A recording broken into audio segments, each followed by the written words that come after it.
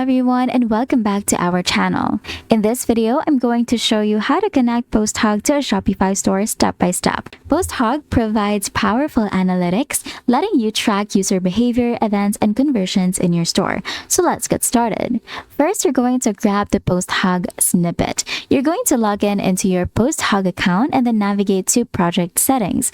Now from there, you're going to find the web snippet section or the code snippet section from the left side of your screen, and then from there, you're going to copy the HTML snippet provided. So you can just copy that by clicking on Save Snippet right here, or you can also just copy this manually. Now, after that, you're going to inject the snippet into your Shopify theme. So you're going to head over to the sales channels from your Shopify. So you will find the sales channels right here.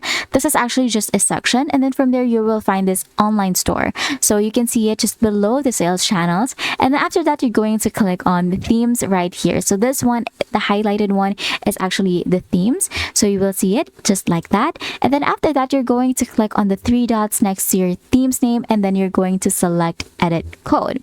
So you will find it.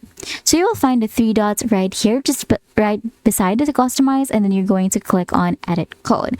Next thing is you're going to paste your copied posthog snippet. So in the left sidebar right here, you will find and click on the theme.liquid. So you will find it under the layout folder.